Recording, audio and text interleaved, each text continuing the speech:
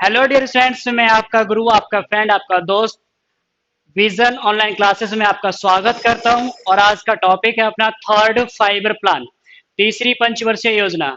इसी के बारे में जानेंगे क्या अप्स एंड डाउन्स आए इसमें और क्या आपके टर्म्स कंडीशंस रखी गई। Good afternoon everybody, good afternoon. आज प्लीज एक बार सारे स्टूडेंट्स शेयर कर दीजिए। अपना टॉपिक रहेगा आज का थर्ड फाइबर प्लान, तीसरी पंचवर्षीय योजना। इसमें क्या अप्स एंड डाउन्स रहे ये सभी जानेंगे इसके बारे में। क्या इसका फेलियर होने का रीजन था, देन इससे पहले जो दो पंचवर्षीय योजनाएं आई थी उनमें क्या क्या आपके सक्सेस होने के रीजन रहे थे और इसमें क्या ऐसे कारण बने। बहुत कुछ अप्स एंड डाउन्स है, इकोनॉमी आपके पूरी तरह से डाउन चलेगी तो उसके पीछे आपके कहने के बहुत रीजन है। तो please good afternoon everybody, good afternoon. Please सारे स्टूडेंट्स एक बार मिलकर शेयर कर दीजिए, उसके बाद में अपना टॉपिक स्टार्ट करेंगे।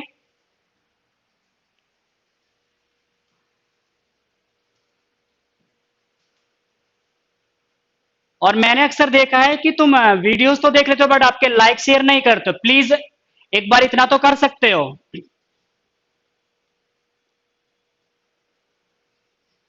देखिए,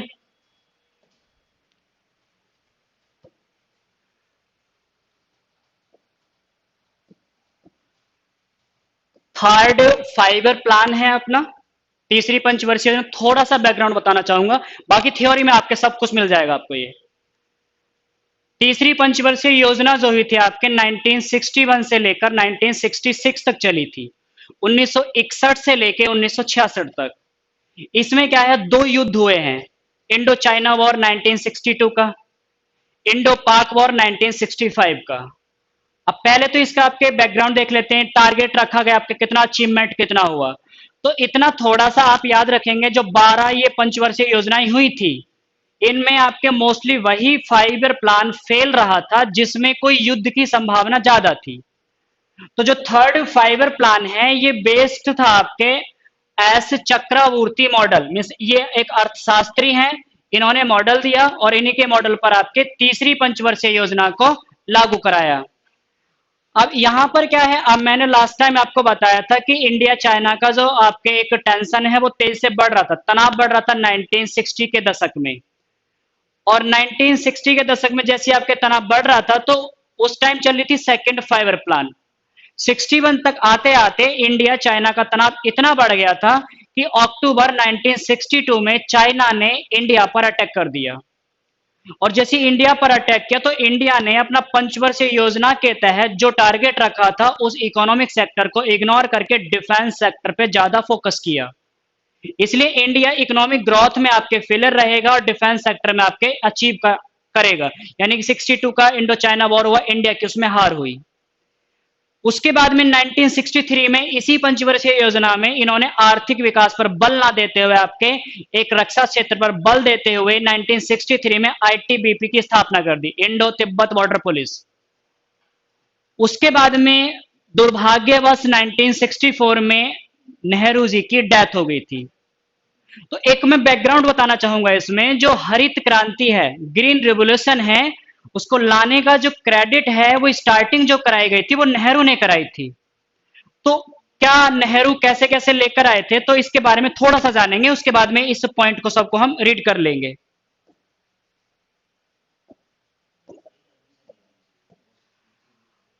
जो हरित क्रांति थी आई थी 1966 से 67 के मध्य, थर्ड फाइबर प्लान में ही आई थी, बट इसका रिजल्ट जो देखने को मिला था वो आपके एनुअल प्लान थे या उनको हॉलिडे प्लान बोल देते हैं, आपका सत्र है। उसकी कहानी भी आपको बताऊंगा। तो 1966 में आने से पहले इसका बैकग्राउंड क्या था, तो जवाहरलाल नेहरू जब देश के प्रधानमंत्री थे उन्होंने क्या किया, आपके यूएसए का जो नॉर्मन बोरलॉग था उनसे गेहूं के लिए आपके रिक्वेस्ट करवाई यूएसए की गवर्नमेंट के से। यानी कि कहने का मेरा सिंपल लैंग्वेज ये है कि 1962 का इंडो जब इंडिया चाइना वॉर हार गया था तो इंडिया का जो एग्रीकल्चर सेक्टर है ये पूरी तरह से आपके धराशायी हो गया, इंडिया में अकाल पड़ने लगा। अब पंडित जवाहरलाल नेहरू क्या है आपके, जाएंगे कहां पर, यूएसए। अब यूएसए में क्या है आपके, पंडित जवाहरलाल नेहरू वहां पर जाएंगे तो मीटिंग चल रही थी। तो मीटिंग में क्या है आपके पंडित जवाहरलाल नेहरू भी बैठे हुए, इवनिंग में मीटिंग चल रही थी, डिनर पार्टी भी थी, कुछ यूएस मिनिस्टर थे, सबके बीच में आपके मीटिंग चल रही थी। तो आपको सबको पता है वेस्टर्न का कल्चर है, विदाउट वाइन के तो उनके आपका डिनर होता ही नहीं है। तो वाइन ले रहे थे वहां पर यूएसए के मिनिस्टर। तो एक ने बोला कि पंडित जी एक बात बताइए, भाई तुम खाते हमारा हो, गेहूं खरीदने के लिए एग्रीमेंट के लिए गए थे, खाते हमारा हो और बोलते यूएसएसआर के लिए हो, जिसको आज हम रूस बोलते हैं, रसिया बोलते हैं। तो पंडित जवाहरलाल नेहरू को बहुत बुरा लगा ये, और एक यूएस मिनिस्टर ने खड़े होकर बोला, अरे पंडित जी बुरा मत मानिए, चढ़ गई है इसको ज्यादा। यानी कि पंडित जवाहरलाल नेहरू को यह रियलाइज हुआ कि इसने मजाक का मजाक कर दिया और पॉइंट का पॉइंट बोल दिया। उन्होंने वहीं पर कसम खाई कि मैं इंडिया को जब तक आत्मनिर्भर नहीं कर देता तब तक चैन से नहीं बैठूंगा।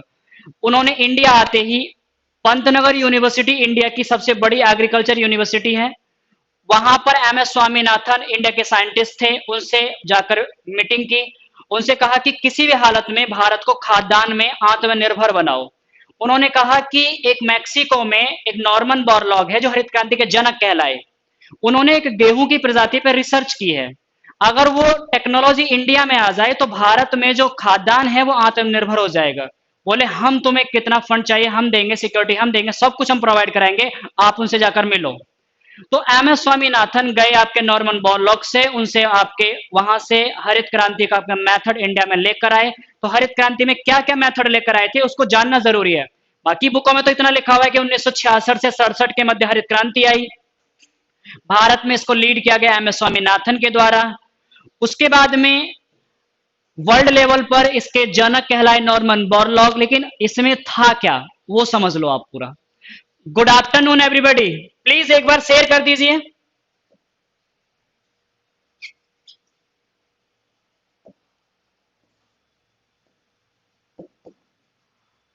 तो जब हरित क्रांति जो थी, green revolution,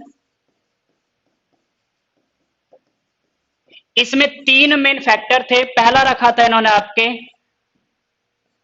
हाइल्डिंग seeds, HYV seeds बोलते हैं इनको, आप अपनी देसी भाषा में बोलते हैं हाइब्रिड बीज। उसके बाद में दूसरा पॉइंट रखा था इन्होंने आपके जो बेस्ट इरिगेशन है, इरिगेशन है, अच्छी सिंचाई व्यवस्था है। उसके बाद में थर्ड रखा था इन्होंने आपके इंसेक्टिसाइड को, इंसेक्टिसाइड को। तो जो इन्होंने आपके एक मेथड लेकर आए थे कि भाई ये आपके जो हाइल्डिंग सीड्स है बड़े महंगे होते हैं और अच्छा आपके अगर सिंचाई क्षेत्र है तो वहीं पर आपका डेवलप होगा।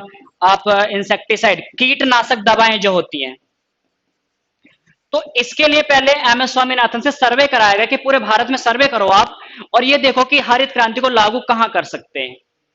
तो उन्होंने क्या है आपके कुछ राज्य सेलेक्ट किए, जैसे तमिलनाडु सेलेक्ट किया, Haryana, Punjab, western UP, then आपके महाराष्ट्र, ये स्टेट थे जो हरित क्रांति का प्रथम चरण इनमें लागू किया गया था।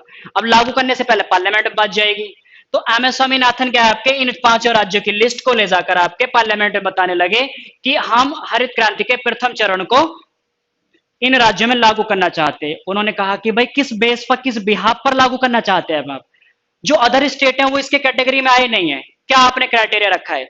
उन्होंने कहा कि पहला हमने रखा है आपके हाइल्डिंग सीड्स है, महंगे बीज हैं, इनके लिए क्या है आपको सिंचाई व्यवस्था को अच्छा देखना होगा और आपके इंसेक्टिसाइड कीटनाशक दवाओं को भी आपके ध्यान रखना होगा। दूसरा पॉइंट उन्होंने कहा कि इससे मतलब उन्होंने कहा कि हर कोई किसान इन महंगे बीजों को नहीं परचेस कर सकता, परचेस कर भी लेगा तो जब हाइल्डिंग सीड्स का मतलब आए कि बिहार में से बहुत सारे किसान हैं जो आपके बड़े बड़े आपके भूमिपति हैं, हजार हजार बीघे जमीन है, यानी पार्लियामेंट में बहुत एमपी खड़े हुए, विद्रोह होने लगा इस बात को लेकर, आपके विवाद होने लगा। तो उन्होंने कहा भाई आपने एग्जांपल दिया कि बिहार में, बंगाल में कुछ किसान ऐसे हैं जिसके पास में 1000 बीघे जमीन है, मैं मान लेता हूं, एग्री हूं आपसे। उन्होंने फिर उसी के आधार पर समझाया, मान लो आपके ये एक खेत है, 1000 बीघे का आपके खेत है, लेकिन इसके पास तो भाई छोटे छोटे किसान है। बोले हाँ जी छोटे छोटे किसान है। मान लीजिए ये किसान जो है इसकी कैपिटल बहुत अच्छी है।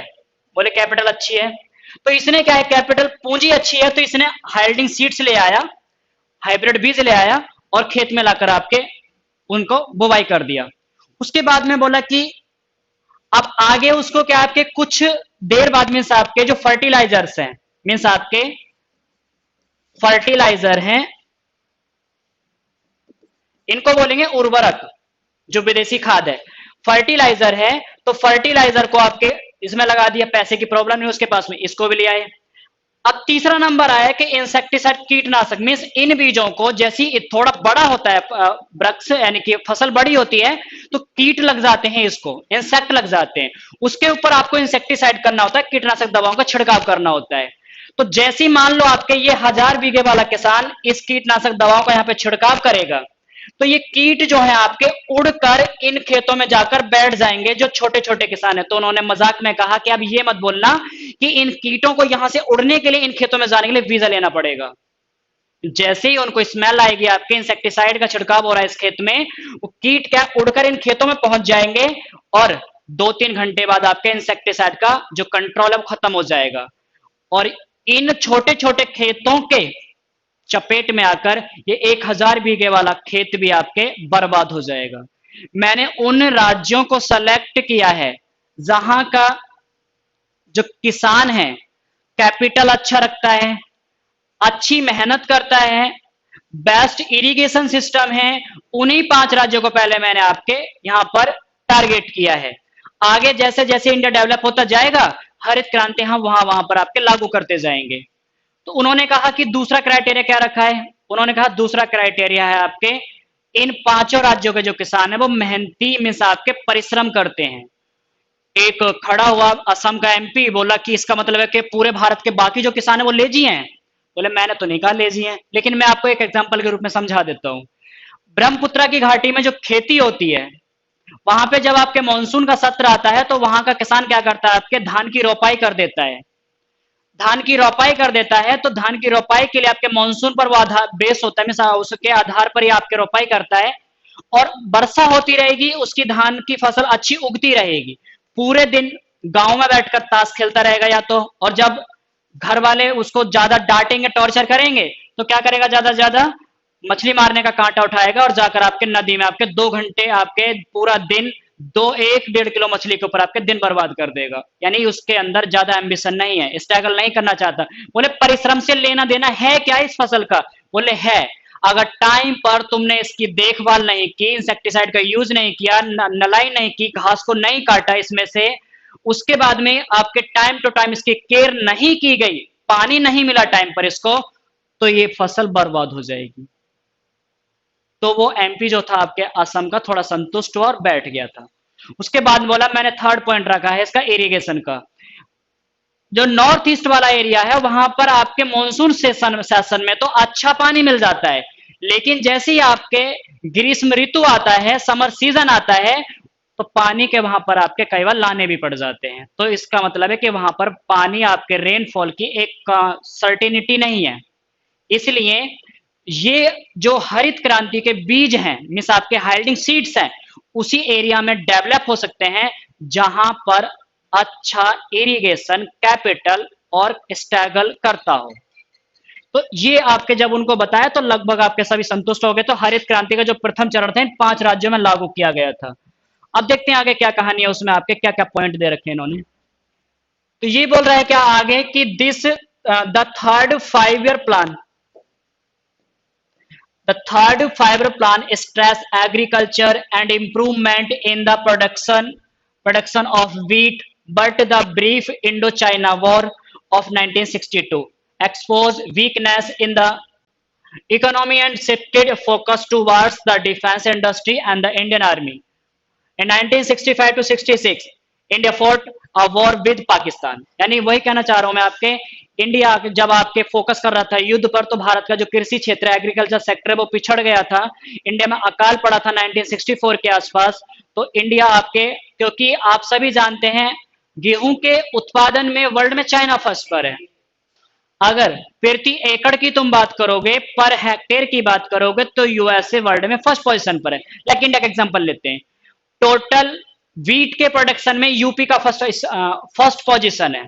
अगर पर हेक्टेयर की मैं बात करूं तो पंजाब का फर्स्ट पोजीशन है। वैसे ही आपके टोटल प्रोडक्शन में आपके चाइना फर्स्ट पर है, पर हेक्टेयर में आपके यूएसए है। तो इंडिया जब यूएसए के पास गया तो यूएसए की तरफ से आपके इंडिया को थोड़ा सा आपके नेगेटिव रेस्पॉन्स मिला था, इसलिए इंडिया ने एफर्ट किए और 1966 से 1967 के आसपास, जो उस टाइम पर लाल बहादुर शास्त्री देश के प्रधानमंत्री थे, उन्होंने हरित क्रांति को इंडिया में स्टार्ट कराया था। तो ये हरित क्रांति, ध्यान रहे, बहुत स्टूडेंट्स ऐसे याद कर लेते हैं कि भारत में हरित क्रांति का जन्म जनक एमएस स्वामीनाथन है। भाई फादर एक ही होता है, फादर एक ही होता है, इसलिए बता रहा हूं कि आपके जो नॉर्मन बोरलॉग हैं वो हरित क्रांति के जनक हैं। भारत में हरित क्रांति को जो आपके मार्गदर्शन किया, उसका मार्गदर्शित किया गया है या फिर आपके लीड किया है, वो एम एस स्वामीनाथन है। तो ध्यान रहे, बहुत पॉइंट्स गलत पढ़ लेते हैं हम बुक में। तो ये यही बोल रहा है। आप चाइना वॉर क्या आपके, मैंने आपको समझाया कि इसमें इंडो चाइना वॉर हुआ।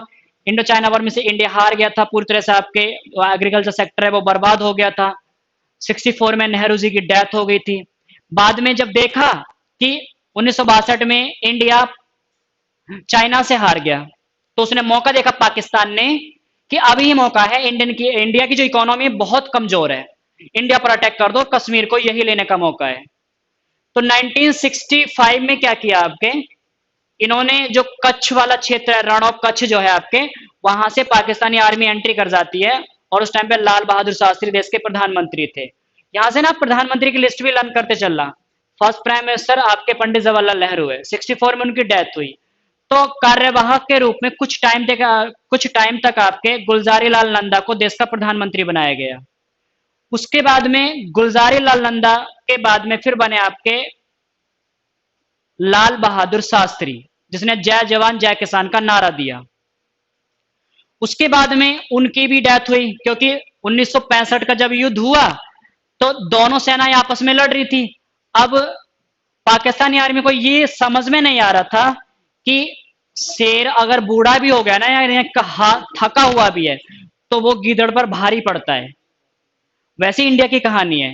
पाकिस्तान को ये पता था कि इंडिया हार चुका है चाइना से, तो हम इंडिया को अभी हरा देंगे।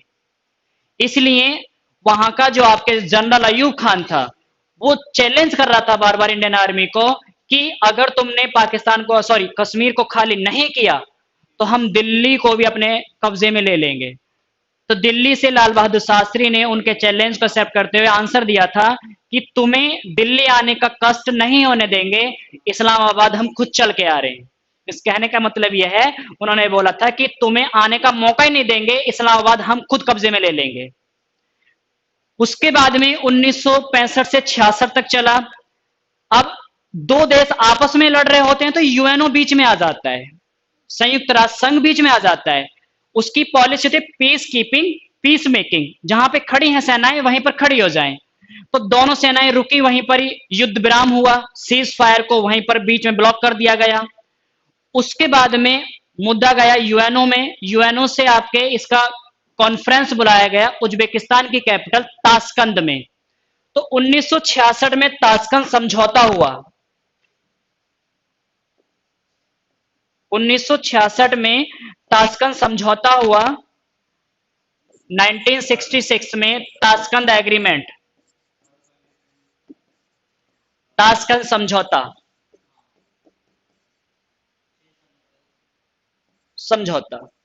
ताशकंद एग्रीमेंट, इसको बोलते हैं टॉस्केंट एग्रीमेंट। अब इसमें थोड़ा सा है ना, आपको समझ लेना चाहिए, क्योंकि आपने पढ़ा होगा कि यहाँ पर लाल बहादुर शास्त्री को जहर दिया गया था और उनकी हत्या की गई थी। तो ये ऑफिशियल नहीं है, हमें डिबेट में नहीं जाना, भाई पॉलिटिक्स में नहीं एंट्री करनी हमको, हमें अपना एग्जाम क्रैक करना है। तो यहाँ पे जब 1966 में ताशकंद एग्रीमेंट हुआ तो आप यूएनओ में पढ़ते हैं UNSC, United nation security council, संयुक्त राष्ट्र की सुरक्षा परिषद। इसमें 5 कंट्री परमानेंट मेंबर, कौन कौन से हैं? रसिया है, यूएसए है, फ्रांस है, इंग्लैंड है, देन आपके चाइना है। अब ये पांचों कंट्री आपके एग्री होने चाहिए किसी भी एग्रीमेंट को आपके पास कराने के लिए। तो ताशकंद में ये 5 कंट्री आए और इंडिया का आपके दावेदार कर रहा था रसिया। रसिया ने सपोर्ट किया और रसिया इंडिया का सपोर्टर स्टार्टिंग से रहा है। अभी भी देखेंगे तो आपके इंडिया खुलकर आपके इंडिया के साथ आता है। उसका रीजन है, जब मैं आपको थोड़ा सा इंडिया और रसिया के रिलेशन बताने का ट्राई करूंगा वर्ल्ड ज्योग्राफी में, तो आपको वहां पे समझ में आएगा। तो ये रसिया जब आपके इंडिया के सपोर्ट में आया तो पाकिस्तान के सपोर्ट में था आपके यहाँ पर चाइना, ज्यादा सपोर्ट कर रहा था, क्योंकि अभी अभी हमारे संबंध से खराब होते और इंडिया हार भी गया था चाइना से। तो उनसे कहा कि पाकिस्तान से कि भाई तुम जो पीओके वाला क्षेत्र है वहां से अपनी आर्मी को वापस बुला लो। उन्होंने कहा कि इंडिया से भी कहो कि लाहौर तक जो आर्मी गई है इंडिया की उसको वापस ले लो, यानी वापस बुला लो। तो जनरल अयूब खान था वहां पर। यह कहने का मेरा मतलब यह है कि जब आपके युद्ध विराम हुआ था तो इंडियन आर्मी लाहौर तक चली गई थी, लाहौर अपने कब्जे में ले लिया था, जीत लिया था लाहौर को। तब जाकर यूएनओ बीच में आया था, ये रोया था पाकिस्तान वहां पर जाकर। तो पाकिस्तान ने कहा कि पहले इंडिया से कहो कि लाहौर से आर्मी को वापस बुलाया जाए। तो उन्होंने कहा कि हम लाहौर से आर्मी तब वापस बुलाएंगे जब आप पीओके को खाली करोगे। तो सोवियत संघ ने कहा रसिया ने कि मुझ पे ट्रस्ट हो तो आप लाहौर से आर्मी को वापस बुला लो। लाल बहादुर शास्त्री सूदे स्वभाव में उन्होंने ऑर्डर दे दिया और आपकी आर्मी वापस आ गई लाहौर से। सिग्नेचर कर दिए, पांचों ने सिग्नेचर कर दिए और लाहौर का बिल आपके पास हो गया। अब उन्होंने कहा कि भाई अब वादे के अनुसार अब पाकिस्तान को भी पाकिस्तान ऑक्युपाइड कश्मीर से आर्मी को वापस बुलाना चाहिए।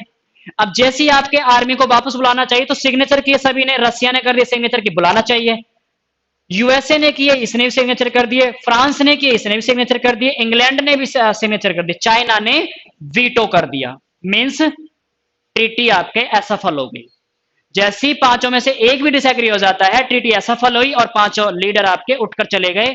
और लाल बहादुर शास्त्री को यह धक्का लगा। क्यों?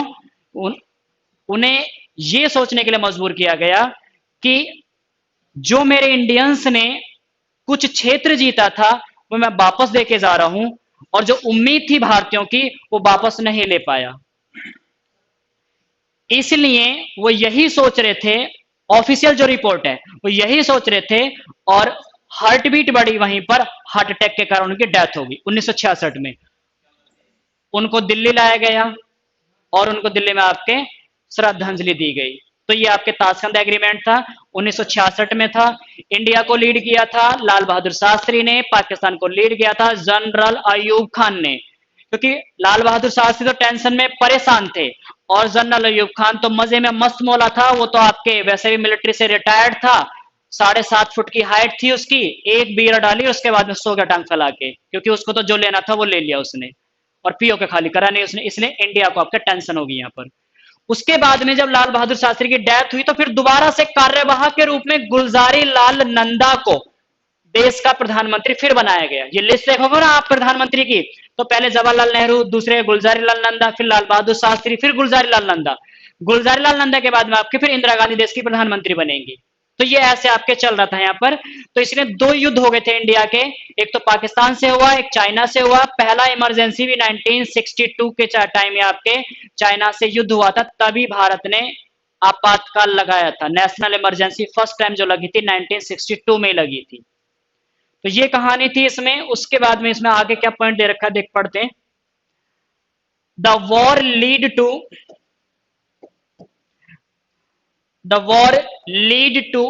inflation and the priority was shifted to price stabilization. The construction of dams continue, यानी कि जो डैम थे सेकंड 5 प्लान में उनकी नींव रखी गई थी, वो डैम कंटिन्यू चले आ रहे थे, लेकिन कोई एक्स्ट्रा एफर्ट नहीं किया था। क्योंकि अब सभी जानते हैं, जैसे मान लो एक हमारा घर है, हम आपस में कितना भी लड़ लें, लेकिन बाहर वाला अटैक कर देता है तो हम अपनी लड़ाई को, अपनी गलतियों को भूल कर उस पड़ोसी पर अटैक कर देते हैं जो हमारे घर पर अटैक करता है। लाइक इंडिया के साथ भी ऐसा ही था। हम कितने भी पॉलिटिक्स में आपके कितना इंटरफेयर कर रहे थे उस टाइम पर, आपके अपोजिशन वाले कितना विरोध कर रहे थे, या फिर आपके जो रूलिंग पार्टी थी वो आपके क्या वर्क कर रही थी, लेकिन जैसे चाइना का अटैक हुआ तो इंडिया पूरे आपके विकास को भूल बैठा और उसने फॉरेन पॉलिसी और बाउंड्री पर आपके फोकस ज्यादा किया। अभी भी तनाव वैसा ही बना हुआ है जिस टाइम पे 1962 का था। कमेंट भी किया था वहां के फाइनेंस मिनिस्टर ने कि इंडिया को सबक लेना चाहिए 1962 से। तो इंडिया के फाइनेंस मिनिस्टर ने कहा था कि इंडिया 1962 वाला इंडिया नहीं है आज। चलो आगे देखते हैं। Many cement and fertiliser plants were also built, means आपके यहां पर क्या है, बड़े जो उर्वरक उद्योग थे और सीमेंट उद्योग थे वो भी आपके सेटअप हुए थे।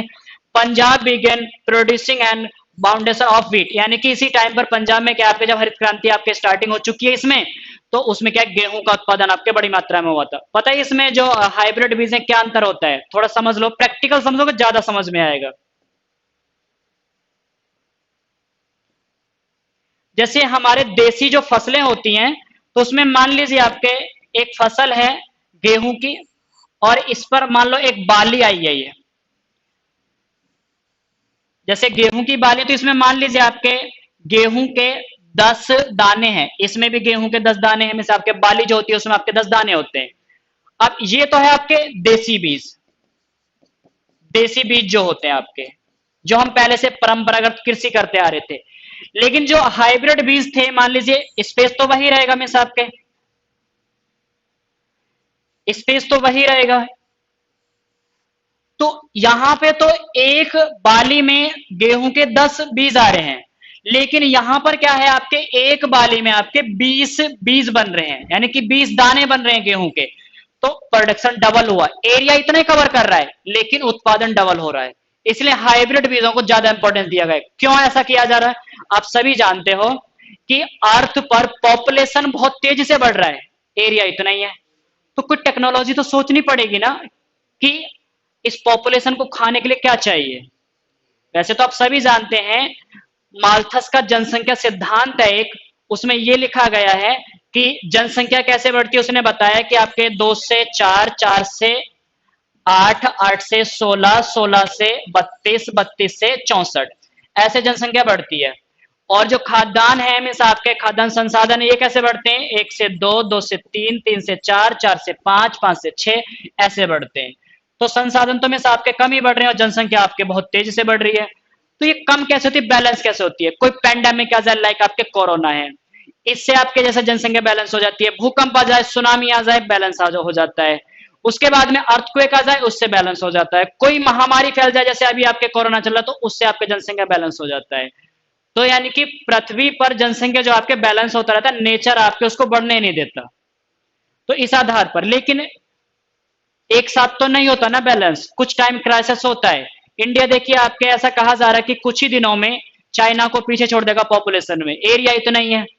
यानी कि अर्थ के टोटल एरिया का 2.4% आपके इंडिया में लैंड एरिया है और पॉपुलेशन निवास करती है आपके 17.5%। तो आप सोच सकते हैं कि एरिया कितना सा है और जनसंख्या कितनी निवास करती है। तो हमें सोचना होगा ये, इसलिए टेक्नोलॉजी को लाना जरूरी होता है। तो हाइब्रिड बीज जो थे आपके जनसंख्या को आपके भरपेट भोजन देने के लिए आपके अच्छा होता है। जब हम एग्रीकल्चर वाला टॉपिक पढ़ेंगे तो उसमें आप पढ़ेंगे intensive farming, extensive farming, substantive farming, गहन कृषि, निर्वाह कृषि। गहन कृषि में टेक्नोलॉजी कमर्शियल फार्मिंग होती है, निर्वाह कृषि में आपके एरिया ज्यादा होता है, उत्पादन कम होता है, इसलिए आपके उनको अलग अलग आपके डिफाइन करके स्टडी करेंगे। उसके आगे क्या बोला है इसने, दिस प्लान इज कॉल्ड, ये बोला this plan is called Gadgil योजना ऑल्सो, मीन्स गॉडगिल मॉडल पर ही भारत का बजट पेश होता है जो अनुच्छेद 112 में दे रखा है। तो आर्टिकल 112 में जो बजट की डेफिनेशन दी है, एनुअल स्टेटमेंट दी है, गॉडगिल एक व्यक्ति थे, उन्हीं के द्वारा आपके सबसे पहले बजट पेश किया गया था, इनके नाम पर आपके बजट को पेश किया जाता है। ये इन्हें यानी ये गॉडगिल ने भी जाकर आपके इस फाइबर प्लान में अपना रोल निभाया था कि भारत का जो ग्रोथ रेट रखा है, टारगेट रखा है, उससे ज्यादा अचीवमेंट हो। लेकिन क्या करता है इंडिया, 2 युद्धों का सामना करना पड़ा था, इसलिए टारगेट जो रखा था उससे कम अचीव हुआ। Many primary schools were started in rural areas in effort to bring democracy to the grass roots level. यानी कि इसमें क्या है, आपके कुछ प्राथमिक स्कूल भी आपके जो ग्रामीण क्षेत्र में थे वो स्टार्ट किए गए थे। उसके आगे बोल रहा है ये आपके panchayat election were started and the states were. कहना क्या चाह रहा है कि मैंने सेकंड फाइव प्लान में आपको ये बताया था कि राजस्थान पहला राज्य बना था जहां पर पंचायतों को संवैधानिक दर्जा देकर आपके पंचायती राज लागू किया गया। तो आपने पढ़ा था 2 अक्टूबर 1959 को राजस्थान के नागौर में। और उसके बाद में राजस्थान के बाद आंध्र प्रदेश और धीरे धीरे आपके इंडिया में पंचायतों को लागू किया जा रहा था, जो आपके काम स्टार्ट हो गया था थर्ड 5 प्लान में। उसके आगे क्या बोल रहा है, उसके आगे है गिवन मोर डेवलपमेंट रेस्पॉन्सिबिलिटीज। ऐसा कुछ नहीं, ज्यादा इसमें डिटेल नहीं जाना है इसका। State electricity boards and state secondary education boards were form, यानी कि जैसे प्राइमरी है फिर उसके बाद सेकेंडरी आपके बोर्ड है, वो इसी 5 प्लान में आपके सेटअप हुए थे, लेकिन उन्होंने आपके इतना ग्रोथ या फिर इतना अचीव नहीं किया था जितना हमको उम्मीद थी। उसके आगे बोल रहा है कि states were made responsible for secondary and higher education. State road transportation corporation were formed and local road building began a state responsibilities. बाकी आगे दे रखा है the target growth rate was 5.6% but the actual growth rate was 2.4%। पूरे paragraph में ये important होगा, इसको आप थोड़ा सा ध्यान देंगे। पहला पॉइंट मैंने बताया कि ये थर्ड 5 प्लान किसके मॉडल पर आधारित था, तो आपका आंसर देंगे एस चक्रवर्ती। गॉडगिल योजना भी इसी को कहा जाता है। ये पंचवर्षीय योजना जो थर्ड 5 प्लान है फेलियर रही थी। इसका रीजन भी बताया मैंने आपको क्यों फेलियर रही है, क्योंकि आपके इसमें 2 युद्ध हुए थे। तो ध्यान रखेंगे फेलियर रही है। स्टार्टिंग की 2 पंचवर्षीय योजनाएं आपके सक्सेस रही थी, क्योंकि उसमें आपके इंडिया को ऐसा कोई युद्ध का सामना नहीं करना पड़ा था। तो नेक्स्ट क्लास में आपको बहुत इंटरेस्टिंग पॉइंट आने वाले हैं जो मैं आपको बताऊंगा, जिसमें पंचवर्षीय योजना नहीं है, उसमें हॉलिडे प्लान आएंगे। बैंकों का राष्ट्रीयकरण, इंदिरा गांधी के अगेंस्ट में आपके षड्यंत्र रचना, इंदिरा गांधी आपके बड़ी एक पावर बन के उभरेंगी उस टाइम पर। उसी टाइम पर आपके एक युद्ध चलेगा, मीन्स आपके इंडो पाक वॉर जो बांग्लादेश को लेकर लड़ा गया था। तो थर्ड 5 प्लान के बाद में आपके गैप आ जाएगा। ये मैंने आपको एक लिस्ट भी लिखाई थी सेकंड 5 प्लान में, उसमें आप देख लेंगे। तो मिलता हूं नेक्स्ट क्लास में। सो thank you, thanks for watching and listening me. और प्लीज इसको बार बार देख लेना, ये टारगेट आपका ज्यादा इंपॉर्टेंट होगा, इस पेपर में पूछा जाता है कई बार। So thank you, thanks again.